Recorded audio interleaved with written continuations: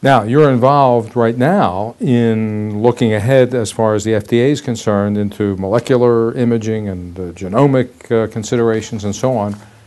Given that and the evolution of this meeting, if you were to look ahead 5 or 10 years, could you speculate on what the shape of this meeting might be? And we heard this wonderful talk by Phelps the other day. Phelps, yes, Mike Phelps. Mike Phelps on PET, for example. What do you think? What do you think is going to be?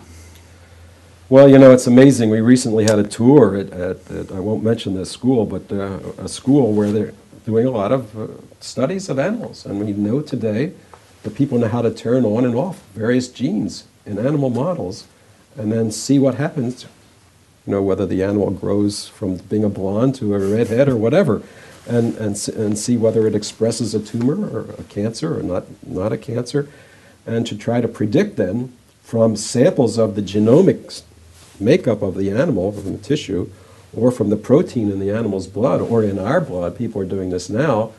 The famous example is in Washington, Lance Leota and Chip Petricoin. I mean, they're doing mass spectroscopy, getting 25,000 lines of mass spectrum of the protein makeup of the blood and trying to, you know, when a woman has ovarian cancer, that can be very nasty, right? And they do surgery and they take out all the nodules, everything they can, but they don't know when they've got everything. And when they close it up, then you'd like to have a test to see if it's recurring. Well, they claim to have a proteomic test for that so that you don't have to do surgery and you can see in the blood sample. Well, that's a complicated thing, and the uncertainties there and the biases are very complicated.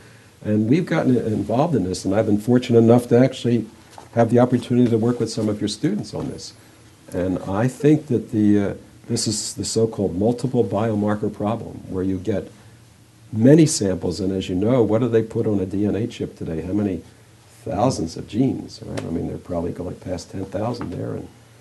And similarly for the proteomics, and even in some imaging systems, the people are making measurements of thousands of features at a time, and you and I know that there's a problem there. There sure is.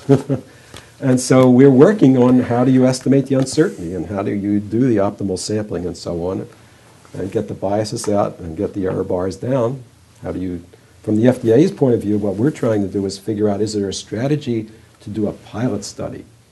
So as a company coming into the FDA saying, we're going to have a test based on your blood sample and the proteins in it, we're going to do a test to see whether this is a woman who's had a recurrence of ovarian cancer.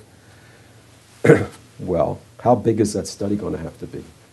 What we would like to see is a pilot study where we can get some idea of how this thing is looking and how uncertain are the results.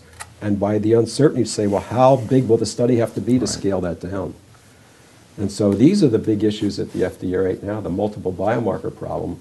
And that's going to play a really big role here, because the next topic sentence would be personalized medicine. Everybody's talking about it, but nobody's got it. I mean, there's some versions of it.